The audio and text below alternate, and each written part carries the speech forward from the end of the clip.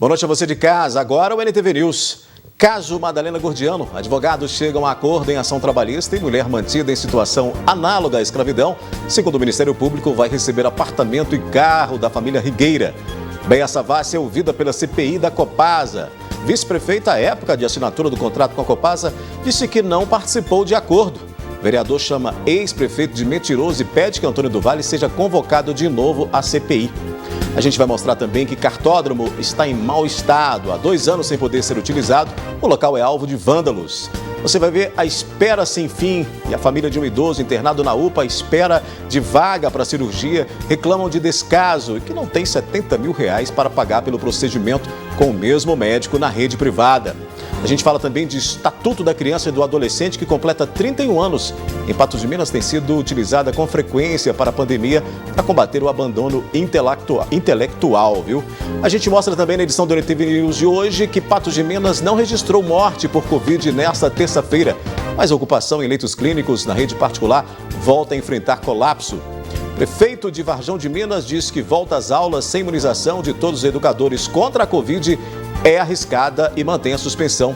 A Ouvidoria Geral de Minas Gerais abre canal para receber denúncias de revacinação depois de registros no estado.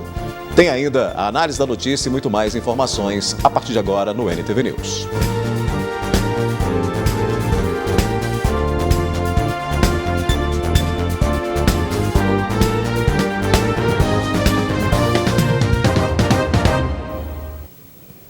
De julho e o ECA completa 31 anos. Em Patos de Minas, o Estatuto da Criança e do Adolescente tem sido utilizado com frequência na pandemia para combater o abandono intelectual. Com o intuito de proteger os direitos da criança e do adolescente, o ECA foi criada. O marco legal garante direitos como o direito à vida, à saúde, à alimentação, à educação, ao esporte, ao lazer, à profissionalização e à proteção ao trabalho, à cultura, à dignidade, ao respeito, à liberdade e à convivência familiar. E determina que todos devem zelar por esses direitos: família, sociedade e poder público. Os direitos da criança e do adolescente são previstos desde a Constituição Federal em 1988. Lá foi prevista a existência de uma norma que seria o Estatuto da Criança e Adolescente em 1990. Para Valéria, conselheira tutelar de Patos de Minas, o Estatuto é indispensável. Por meio dele, crianças e adolescentes puderam ser reconhecidos. Ele veio trazer para a criança e para o adolescente direitos e deveres. Hoje, ele é reconhecido como cidadão, né? E nós só tivemos a ganhar com o ECA. Ressalta-se que a Convenção dos Direitos da Criança é o tratado de direitos humanos mais válido e legítimo da história. O Estatuto ele atua como uma norma de prevenção geral, né? Ele trata a criança e o adolescente como uma pessoa em desenvolvimento. O que é isso? A criança é uma pessoa de 0 a 12 anos de idade e o adolescente com 12 anos de idade até 18 anos de idade incompletos. Essas pessoas têm uma proteção especial do Estado e o próprio Estatuto prevê direitos à saúde, direito à educação, direito ao lazer, a profissionalização do eventual trabalho aí para o menor aprendiz e não só o que muita gente pensa que o Estatuto da Criança é para o menor infrator.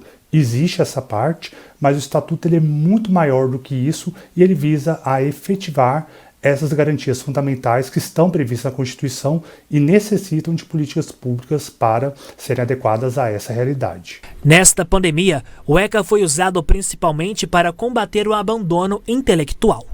Nós percebemos que os direitos das crianças nesse período ele foi violado sim, como o abandono intelectual, que nós tivemos várias denúncias aqui no Conselho de crianças que não estavam participando das aulas online, não estavam fazendo os PETs.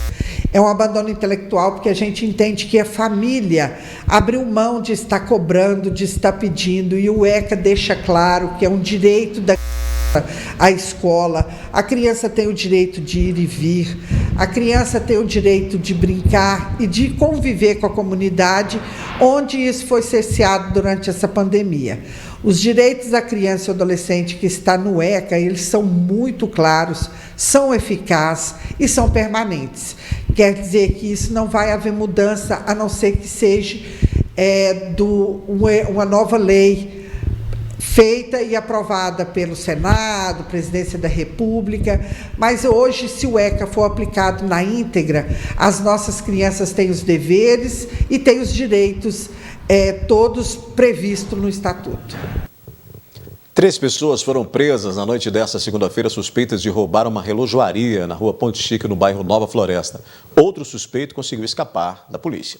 No local, simulando estarem armados, os bandidos ameaçaram as vítimas e pediram que colocassem relógio, caixas de som e celulares em uma sacola. Mas a sacola estava furada e o criminoso pediu que todo o material fosse colocado em uma bolsa da própria joalheria. 2 assaltantes chegaram ocupando uma motocicleta. É aquele mesmo modus operandi. E aí entraram no estabelecimento, anunciaram o assalto, subtraíram lá uma série de objetos do interior da joalheria, né? Caixas de som, celular, e simulando estarem armados. Em princípio nem sacaram a arma, mas simularam estar armados, e as pessoas lá, as vítimas, acabaram entregando os bens. Após roubar produtos e dinheiro, os indivíduos fugiram em direção à parte alta da cidade. As vítimas conseguiram anotar a placa da motocicleta.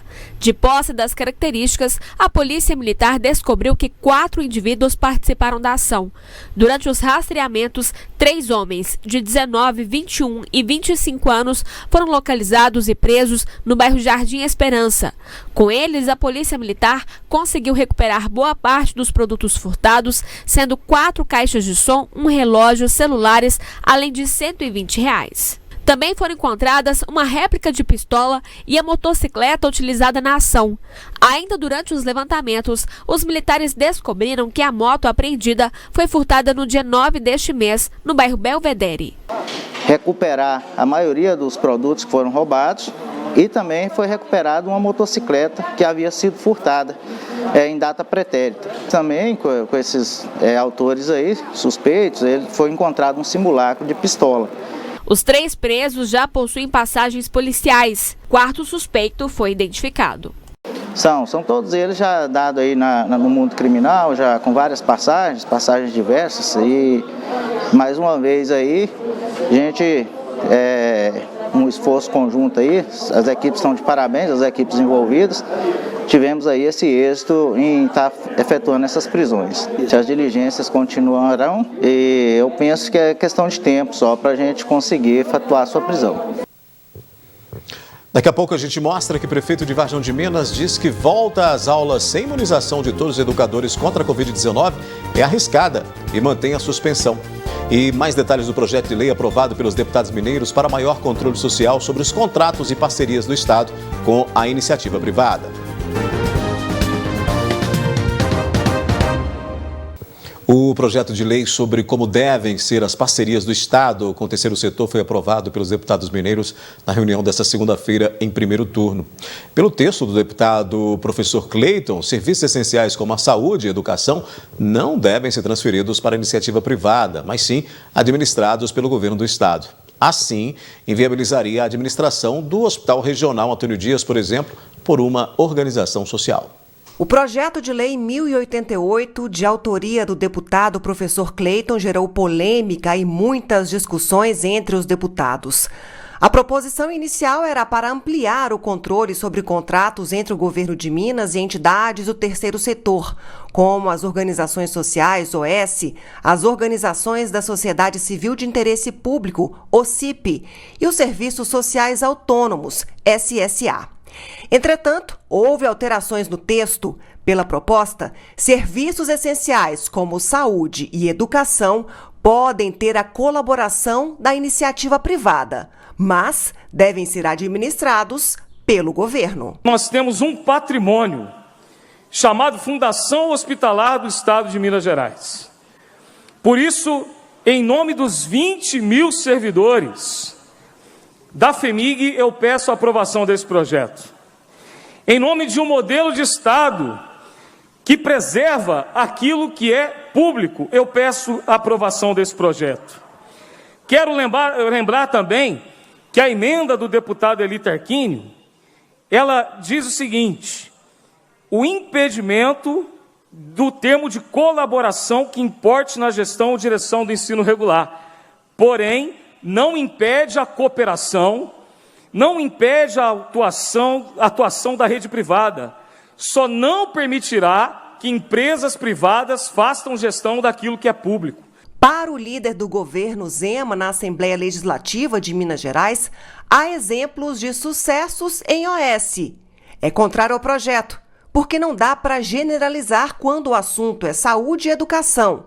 Ainda mais quando há problema de gestão localizado, como no Agarrad. Na área da saúde, já existem inúmeros casos muito bem-sucedidos de parcerias entre o Estado e organizações da sociedade civil para a gerência e administração de hospitais. Em São Paulo,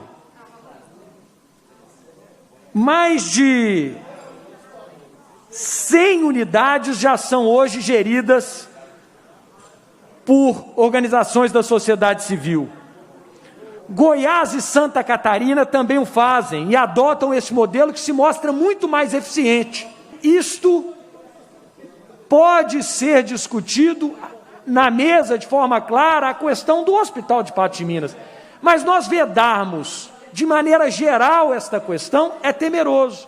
A deputada Beatriz Cerqueira, no entanto, diz que não dá para o governo de Minas testar a implementação da gestão privada em áreas tão essenciais. O povo não é cobaia para a gente ir testando as coisas e, se não der certo, a gente muda.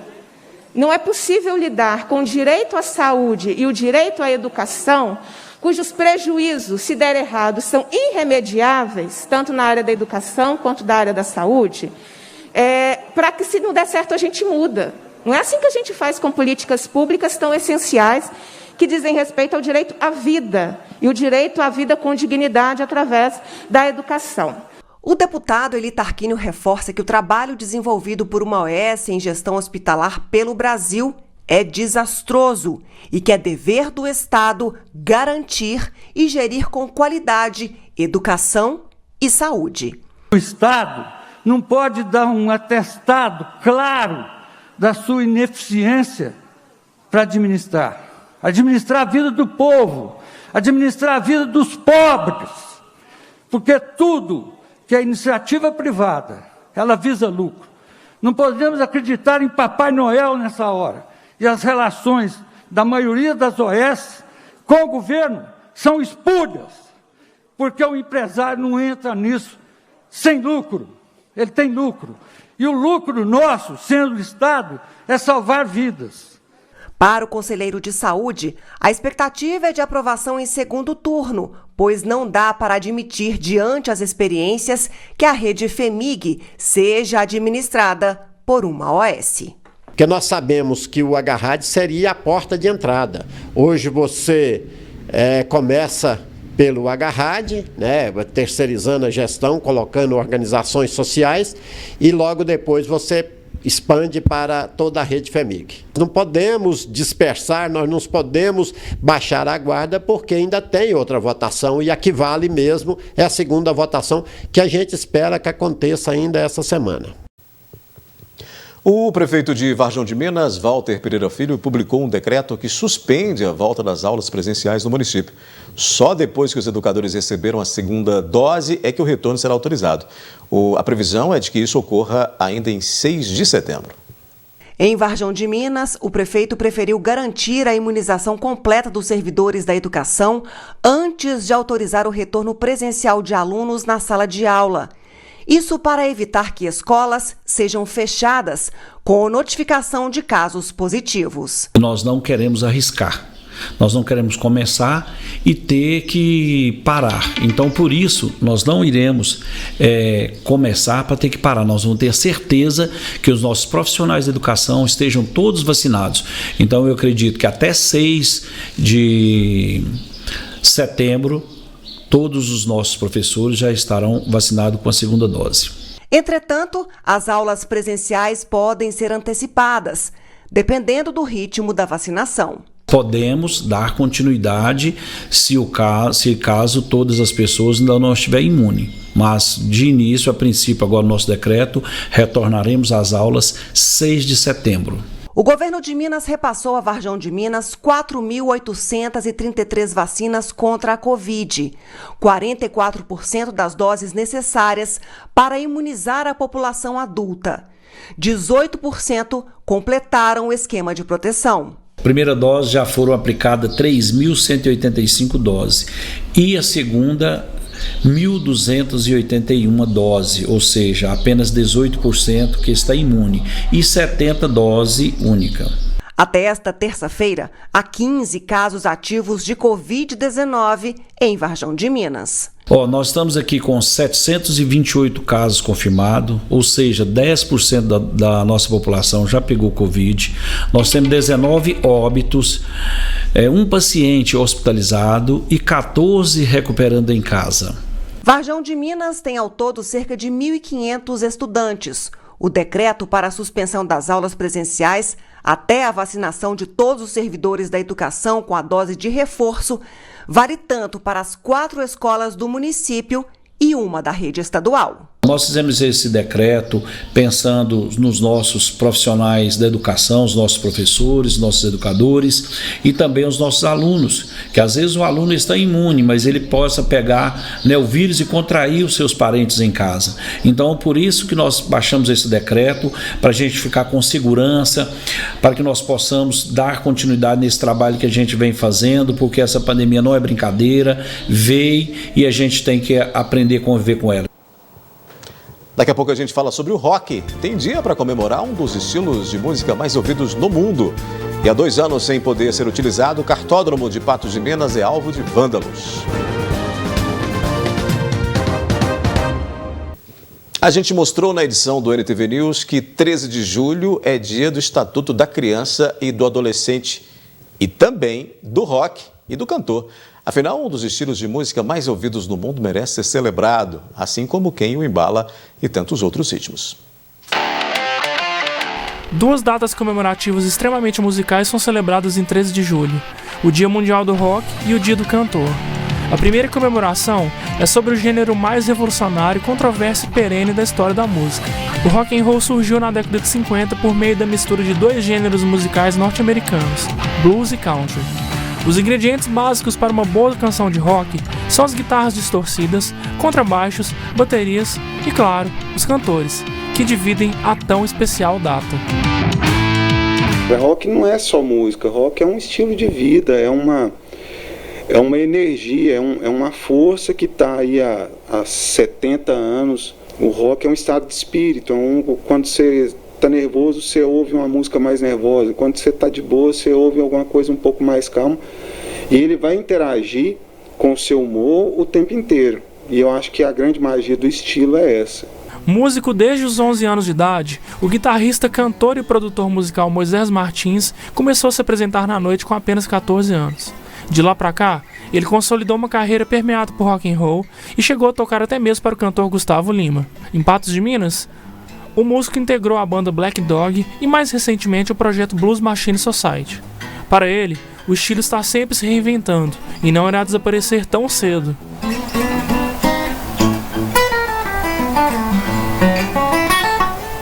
E tem a questão, cara, da maneira que o rock mescla com os outros estilos, né? Então, tem o pessoal do hip hop que está sempre usando os loops de rock para fazer as suas músicas. O pessoal do sertanejo mesmo, sempre nos shows, acaba cantando alguma coisa de rock. Na própria música sertaneja tem uma vertente que tem muito de rock, muita guitarra, um instrumental mais pesado. E eu acho que esse é um dos fatores da longevidade do rock também, é o fato dele transitar por todos os ambientes.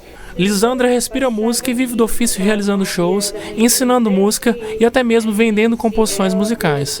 A cantora, que possui uma carreira sólida voltada para a nova MPB, alcança fãs por todo o país por meio de lives no Instagram e TikTok. Eu demorei muito assim para descobrir a minha voz, sabe? Eu comecei tocando violão desde criança e aí lá para a adolescência, para os 15, 16 anos, foi que eu comecei a cantar. Tava em casa, tinha umas colegas assim da escola, aí minha mãe tem mania de fazer isso, amigos, né? Falou, nossa, a Lisandra canta, vocês sabiam?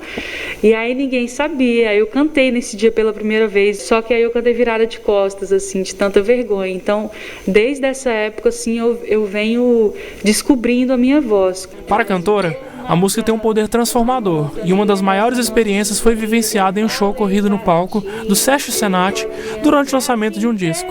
Que eu lembro que foi um show que eu fiz em setembro de 2019, de lançamento do meu primeiro EP. E a gente que canta, a maior assim, felicidade é poder ver as pessoas cantando as músicas que a gente escreveu, assim.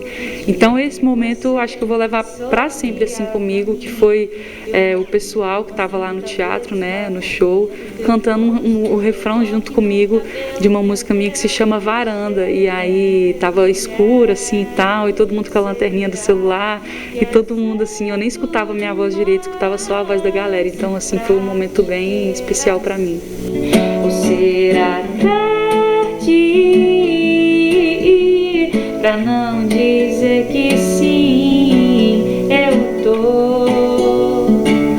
louca por ti. Dia do Rock, dia do cantor, que tenhamos sempre boa música, independente do estilo, né? Mas aí o Dia do Rock merece realmente ser celebrado.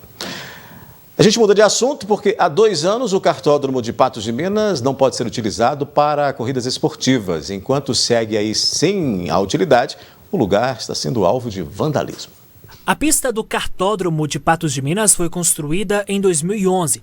Cerca de R$700 mil foram obtidos por meio de verba federal. Além dessa verba, outros R$700 mil foram obtidos por membros associados aqui do cartódromo, para que instalações como essa pudessem ser construídas.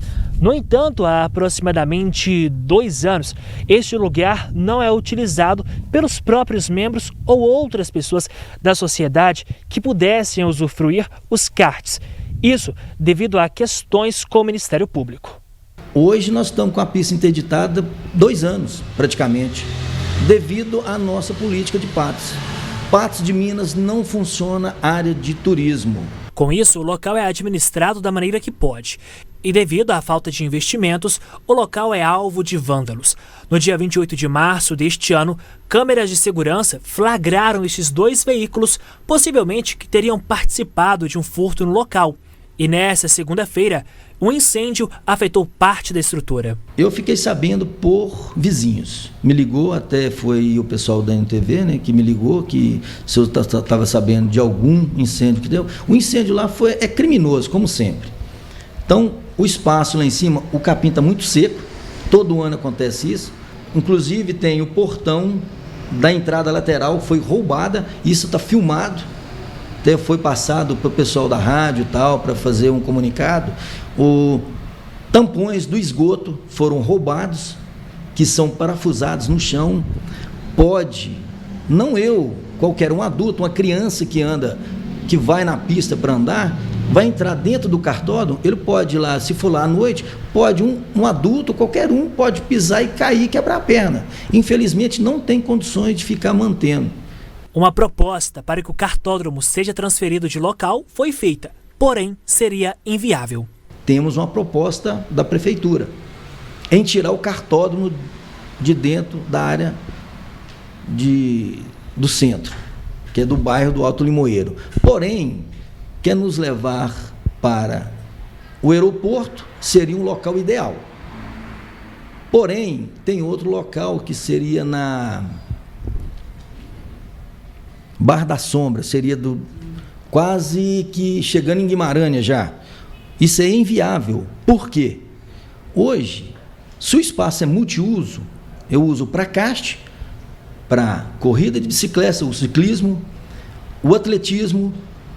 Eu tenho um projeto que eu passei para o presidente novo, que seria o pessoal dos cadeirantes, que é da Unipam.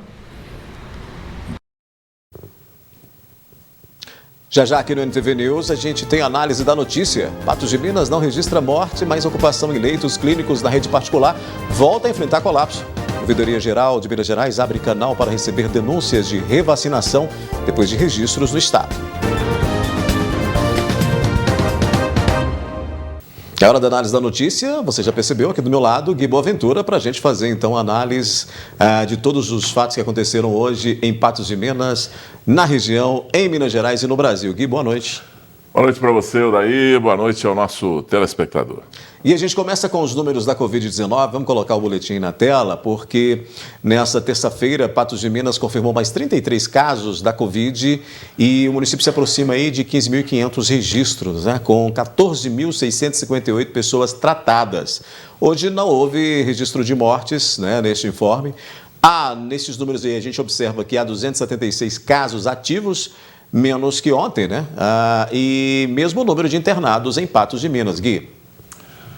Olha, essa variação, ela está até hoje, pelo que nós já passamos aí, dentro do tolerável, né? Em torno aí de entre 20 e 40 infectados por dia, com uma média, a média de 25, 28 pessoas infectadas por dia. Isso dá uma certa tranquilidade, porque desse número que é constatado, né, que é comprovada a positividade do exame, né, o percentual que vai ocupar o leito de hospital, o percentual que se agrava com a doença é muito pouco, é muito pequeno, em relação a quando o número é pequeno, né? Porque quando o número é grande, daí a coisa se complica.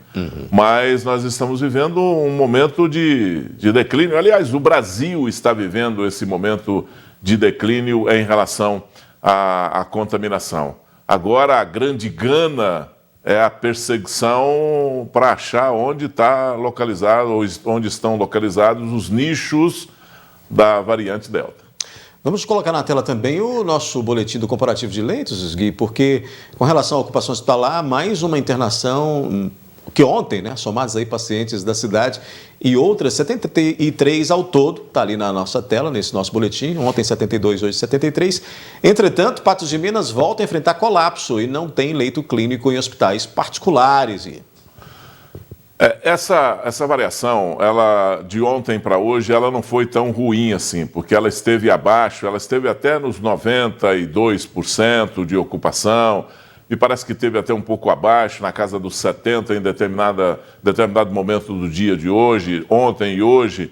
Mas a gente fecha o dia hoje com 102%, fechamos ontem com 97%, fechamos hoje com 102% dos leitos ocupados. Essa é uma variação que a gente precisa ficar de olho. Hoje ainda é terça-feira, né? Normalmente na segunda é uma variação um pouco mais baixa, porque nós não temos contabilidade no final de semana, o que prejudica essa informação, mas agora eu acho que o dia para a gente ver isso mesmo é amanhã, para a gente saber como é que está o nível de ocupação dos leitos em Patos de Minas. Sorte é que em qualquer dia a ocupação de leitos em UTI ela está muito mais baixa, né? Muito bem. Gui, vamos falar sobre imunização, porque com casos de revacinação, a Ouvidoria Geral do Estado abriu, portanto, um canal para recebimento de denúncias. Um casal de empresários de Belo Horizonte será processado pelo Ministério Público porque teriam tomado 3 doses contra a Covid-19.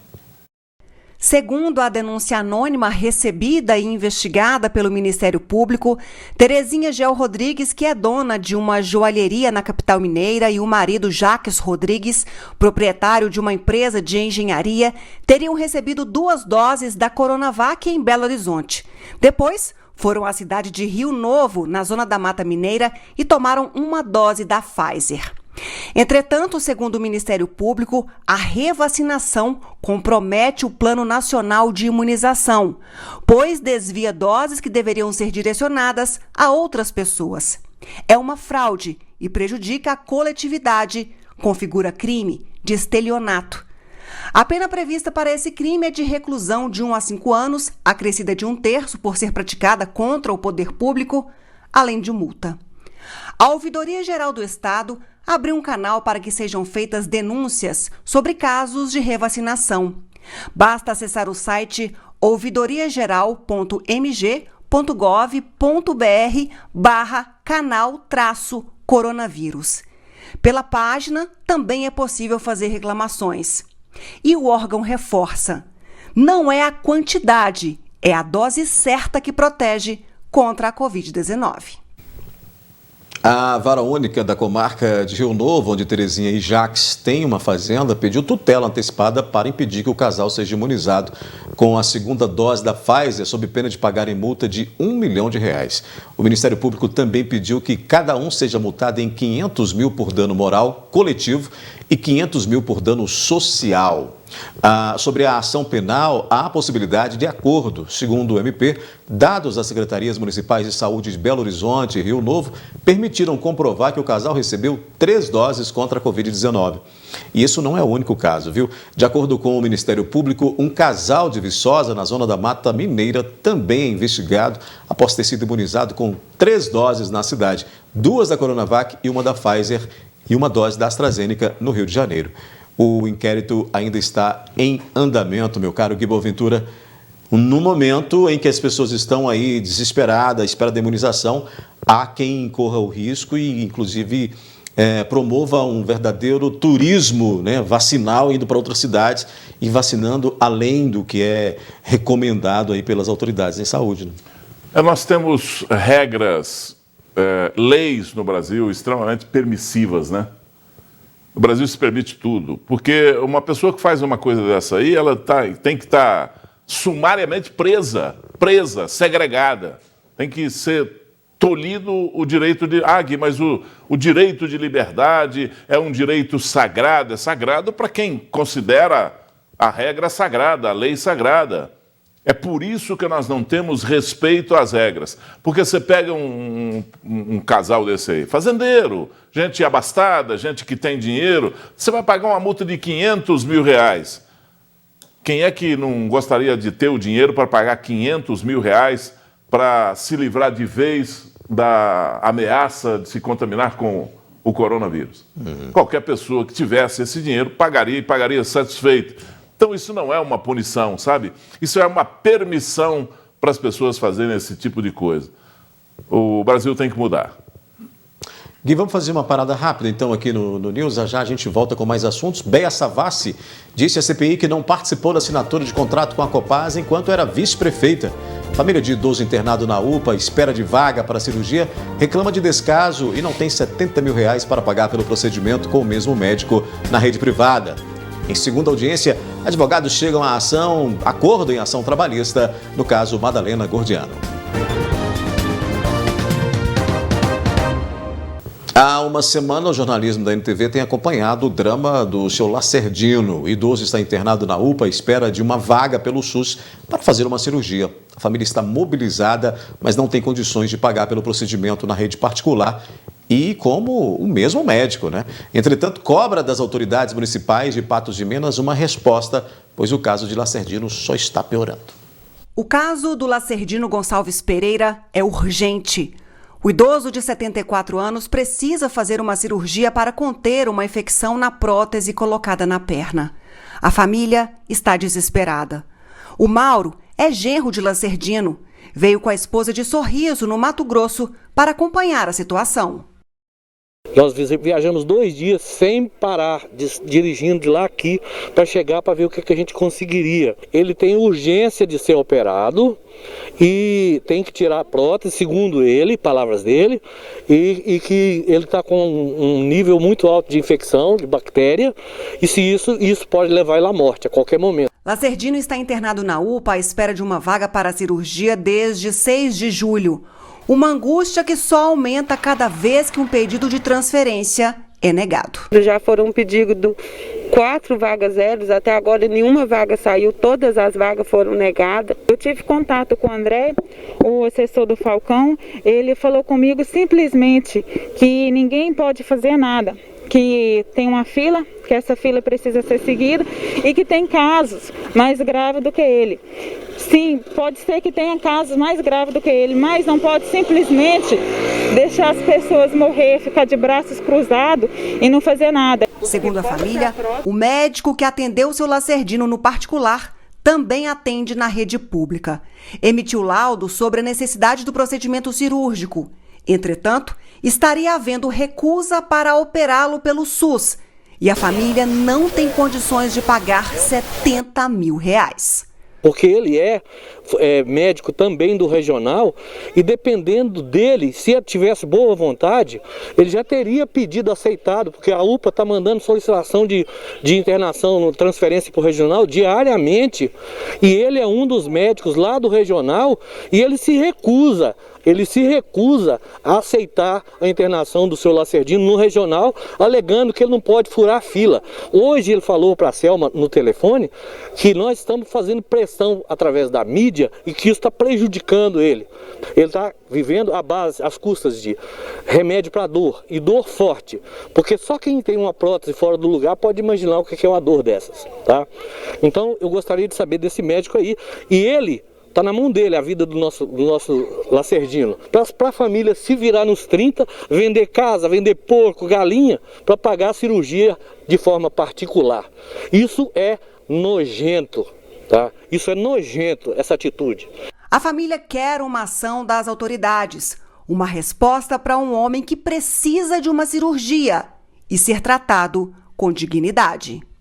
E a gente não vai ficar de braços cruzados, a família está unida, a gente vai correr atrás e vai fazer o que for necessário, porque tem um descaso muito grande. Se o seu Lacerdino vier a morrer por incompetência e por descaso, essas pessoas, pode ter certeza, eu estou falando aqui sou eu, tá? Aqui está a família do seu Lacerdino. Essas pessoas vão ter que se acertar com a justiça. Meu pai é um velho batalhador, corre atrás, sabe? Agora meu pai ficar aqui, ó, nessa UPA desse tipo aqui, ó, isso é um descaso. Cadê os prefeitos da cidade? Cadê as autoridades? Juiz, autoridade da cidade para ajudar nós, para correr atrás. Nós estamos pedindo socorro, socorro. Acorde nós, deputado, acorde nós, prefeito. E eu quero fazer uma pergunta aqui para as autoridades, se tem alguma me escutando. Onde vocês estão? Não vão fazer nada? Eu não digo só pelo meu pai, não. Não vão tomar atitude nenhuma, igual o meu pai, tem pessoas em situação pior, vão ficar de braço cruzado, a gente vai ficar somente com o hospital regional para Patos e a região. Cadê as autoridades? O prefeito da nossa cidade, outras autoridades, não vão fazer nada pela população? Até quando isso vai ficar assim? Eu quero uma resposta das autoridades. E o meu pai está cada dia piorando e é muito triste ver ele nessa situação. Eu estou tendo que dar banho nele. Ele não está conseguindo ficar em pé. E cada dia pior. A gente está pedindo, está implorando. Pelo amor de Deus, alguém que faça alguma coisa pelo nosso pai. Porque senão ele vai morrer. E a gente não tem retorno. A gente não consegue transferir ele. Ele tem 74 anos de idade, ele tem problema de coração. E cada dia ele está pior. Gui, nós temos aí um problema sério, recorrente de atendimento ou de desatendimento na saúde, que provoca isso daí, o desespero e, claro, a indignação, né?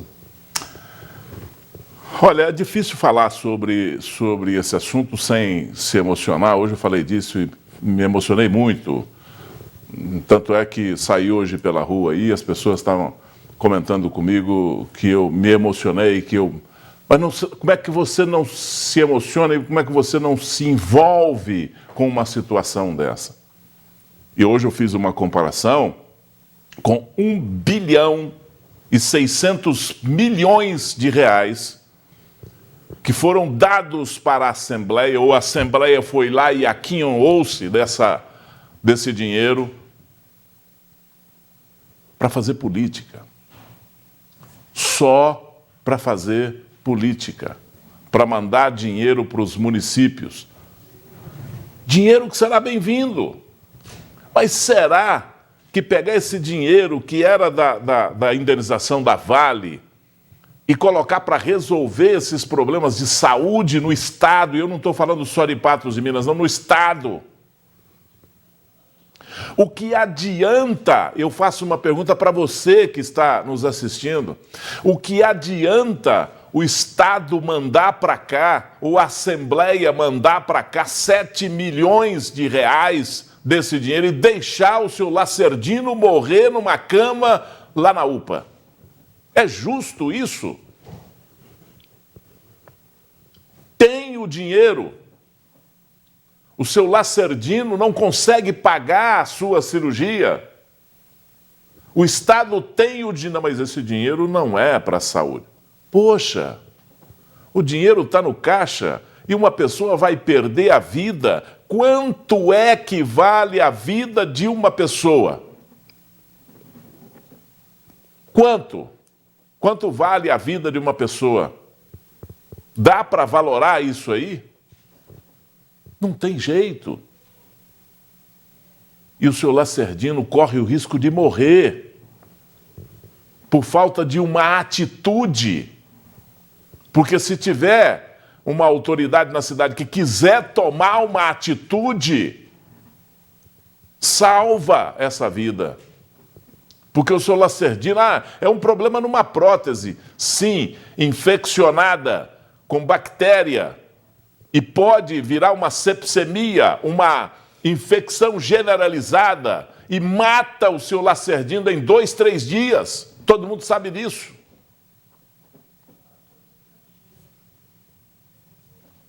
O que mais precisa falar? Precisa falar mais alguma coisa?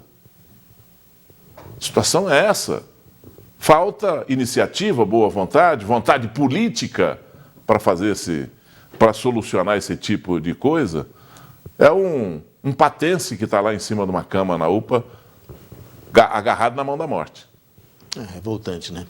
Gui, vamos mudar de assunto, falar de política, porque Béia Savassi foi ouvida nesta terça-feira pelos membros da CPI da Copasa na Câmara Municipal de Patos de Minas. A vice-prefeita, à época da assinatura do contrato com a companhia, disse que não participou do acordo. E o vereador Mauri chamou o ex-prefeito de mentiroso e pediu que Antônio do Vale seja convocado de novo para depor a CPI. Béia Savassi foi ouvida durante mais uma etapa da CPI da Copasa. Ela foi vice-prefeita durante a assinatura do contrato de tratamento de água e esgoto entre a empresa de saneamento e o município no fim de 2009. E também havia acabado de se eleger como prefeita. Ela alega que não participou da assinatura do contrato e só teve conhecimento do mesmo quando Antônio do Vale, prefeito de Patos de Minas na ocasião, notificou a imprensa sobre o fato. Entretanto, o próprio ex-prefeito alegou na terceira oitiva da CPI que Béia esteve presente. Olha, não sei se ele mentiu, porque eu nem aqui não estava. Eu estava viajando, mas eu garanto que eu não fui convidada. Eu ganhei a eleição e assumi no dia 1º de janeiro. Estava com a minha comissão de transição lá na prefeitura e ainda pedi que tudo que estivesse acontecendo contassem para a gente estar analisando. E, infelizmente, o que a gente sabia era o que a Câmara sabia e que a população também. Uma coisa muito genérica. E nós só ficamos sabendo desse contrato e como era o contrato depois que o prefeito falou para a imprensa. Após assumir a prefeitura, Béia se reuniu com uma equipe e viajou para Belo Horizonte para discutir sobre o contrato firmado com a Copasa e firmou um acordo. Olha, quando eu entrei na prefeitura em 2009, esse contrato já tinha sido assinado pelo ex-prefeito. Então eu já peguei o contrato e nós montamos uma comissão para ver quem entendia tanto a parte jurídica quanto aos engenheiros, os técnicos. E nós vimos que tinha muita coisa para mudar naquele contrato. Então nós fomos com essa comissão para Belo Horizonte e lá nós conversamos muito com o presidente da Copasa, com os técnicos da Copasa, mas eles foram irresistíveis, eles não queriam mudar. Então, foi aí que nós batemos o pé e vimos o que eles podiam fazer além. E aí nós conseguimos a continuação da Avenida Fátima Porto, conseguimos arrumar a Orla da Lagoa e também reestruturar o Mocampo. Durante a oitiva, Béia chegou a dizer que o cargo de ex-prefeita não lhe concedia tanto poder de atuação, mas que após assumir como gestora de Patos de Minas, quase encerrou a concessão com a Copasa. Nós tentamos acabar com o contrato, romper o contrato com a Copasa. Mas a hora que nós vimos a quantidade de verba que a gente ia ter que dar para a Copasa, porque o Antônio do Vale juntou o contrato da água junto com o esgoto, então ficou só um contrato, e a Copasa já era de Patos, então a gente tinha que olhar o que era para trás também, além da gente ter que pagar os 9 milhões que o Antônio recebeu, a gente tinha que pagar o que estava para trás, e a prefeitura não tinha estrutura para fazer o esgoto da cidade e o tratamento de água. Insatisfeito com o resultado da oitiva, o relator da Comissão Parlamentar de Inquérito estranhou o fato de Beia não ter participado e sequer feito nenhum questionamento sobre o contrato na ocasião em que o mesmo foi assinado. A análise principal nesse momento é de que, como vice-prefeita, infelizmente, ela não exerceu a sua função, né? Não participou da assinatura desse contrato, segundo ela, infelizmente não nos trouxe informações mais precisas e contundentes em relação ao contrato assinado em 2008. E isso é muito ruim, né? Porque nós esperamos de gestores públicos mais atividade, né? Nós esperamos de gestores públicos mais responsabilidade em todas as ações em relação às pessoas, à população de Patos de Minas. Beia chegou a afirmar que o contrato seria extremamente difícil de ser rompido na ocasião em que geria a cidade, e que mesmo hoje, o município enfrentaria dificuldades caso precisasse encerrar o contrato da Copasa. Ontem nós escutamos do depoente que era fácil, depois ele disse que era muito difícil. Hoje nós já ouvimos que é muito difícil, que era muito difícil na época. Então, a minha conclusão é de que realmente é difícil, né? Nós precisamos de avaliar várias situações aí, mas não é impossível, não. Eu entendo que, se realmente apontar todas essas nulidades, se a Copasa não prestar esse serviço, ficar constatado através da Comissão Parlamentar de Inquérito que a Copasa não prestava esse serviço de forma equilibrada, né, de acordo com o contrato, realmente é passível de rescisão. Lembrando que nós não temos, a CPI não tem o objetivo de expulsar a Copasa de Patos de Minas. Não, nós precisamos pensar sempre que a população merece um tratamento e abastecimento de água de qualidade e a coleta e o tratamento de esgoto também de muita qualidade, e ainda que a população pague um preço justo em relação a esse serviço que é prestado pela companhia de abastecimento. Durante a oitiva de Beia, o vereador e membro da CPI, Mauri da JL, chamou Antônio do Vale de mentiroso e chegou a pedir que o mesmo fosse novamente chamado para depor. Mas que reconvocasse o senhor Antônio do Vale, porque eu acredito que, pelo andar das coisas, da carruagem, quem vai, eu acredito que esse senhor faltou com a verdade nessa casa aqui. Ou então, ele que traga um atestado médico para falar aí para a gente o tanto esquecimento que esqueceu, porque eu vou ser franco para a senhora presidente, nunca ouvi tanta mentira num depoimento daquele jeito, um esquecimento. Então fica aí de fazer a reconvocação. O vereador José Eustáquio decidiu convocar o irmão de Beia Savassi, Elmiro Nascimento, para depor na CPI da Copasa. Ele foi vice-presidente da companhia por alguns meses no ano de 2014. Na quarta-feira, 13 de julho, a CPI terá prosseguimento com as oitivas de Milton Romero da Rocha Souza, secretário de governo em 2008, e Marcelo Ferreira Rodrigues, servidor de carreira que atua há vários anos na prefeitura. Porque nós temos aí, novamente, um novo capítulo, né, mais depoimentos e desdobramentos dessa CPI que caminha, mas as informações elas têm chegado de maneira que não tem agradado, né, os membros dessa CPI e que tem vindo de pessoas que acabam contradizendo informações dadas por outras que precisam realmente ser apuradas aí, e, se possível, até que ocorram reconvocações, né, para esses esclarecimentos. Olha, essa CPI, prestem atenção no que eu vou dizer para vocês. Vocês estão às portas de verdadeiramente entrar para a história da política de Patos de Minas e da região, quem sabe, do estado de Minas Gerais, com essa atitude. É só tratar isso com seriedade. Várias incongruências, vários desencontros nessas informações dos autores da assinatura, da negociação, da assinatura e da manutenção desse contrato com a Copasa. Algumas coisas precisam serem explicadas. Por exemplo, uma delas, a pressão que foi exercida pelo então governador do estado, Aécio Neves, para que o contrato fosse assinado. Por quê? Em troca de quê? Em troca de benefícios para Patos de Minas. Que benefícios são esses? Quais são eles? Onde foi aplicado esse dinheiro que veio depois da assinatura do contrato com a Copasa? A negociação da extensão da Avenida Fátima Porto, dinheiro que veio da Copasa, de graça, troca do nada? A reforma do Mocambo em troca do nada? Ou em troca de algum peso contrário que tinha nesse contrato? A história da confissão e dos 16 milhões de reais, isso perdura, isso vem acontecendo a cada governo que passa. Os 16 milhões foram no 16 milhões e 800 do governo passado. Inexplicado. Não foi explicado. Tem uma confissão na atitude da Copasa em relação ao cumprimento desse contrato.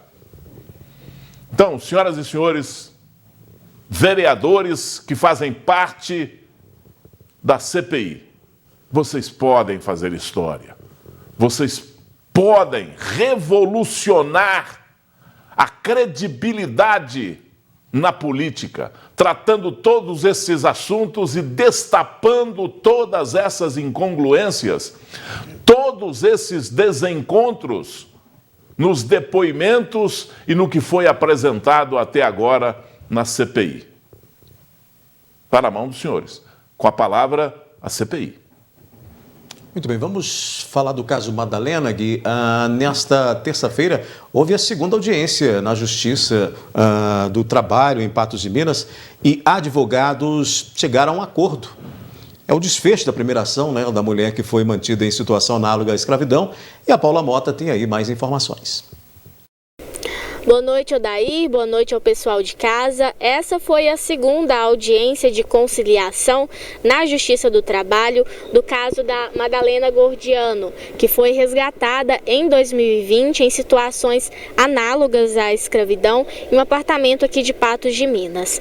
A audiência se encerrou por volta das 18 horas e, segundo o Dr. Brian Epstein, que é o advogado do professor Dalton, quem mantinha a Madalena nessas condições, e ele nos repassou o seguinte, abre aspas, o acordo foi homologado, Dalton transferirá o apartamento para Madalena com as prestações quitadas até o mês de julho de 2021 e também o carro, fecha aspas. Eu estou ainda em contato com os advogados da Madalena para saber mais detalhes de como foi a audiência. O que nós buscávamos era um acordo para quitar aquelas obrigações trabalhistas. Quer dizer, salário, férias, 13º, na verdade, o próprio reconhecimento de vínculo empregatício dela com a família durante o período em que trabalhou na casa. Então, os pedidos eles envolviam esse tipo de obrigação, né, obrigações dessa natureza. A Madalena aceitou o acordo, ela ficou satisfeita, né, porque tem o sonho de tocar a vida e a partir de agora, com esses bens, né, ela vai poder dar andamento na vida e fechar esse capítulo da vida dela e prosseguir, né, prosseguir. Mas, do ponto de vista dos direitos trabalhistas, está encerrado por aqui na relação com esse período dos últimos 14 anos. A ação caminhava para esse acordo aí na esfera trabalhista, né? Diante de tudo que aconteceu, diante de tudo que foi apurado pelo MPT, para poder chegar nesse ponto, né? Se bem que parece que tinha alguém nesse meio aí que não queria esse acordo. E uma ação trabalhista desse tamanho aí, ela só termina com um bom acordo.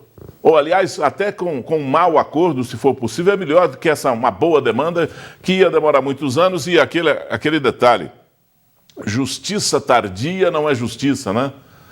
É uma injustiça.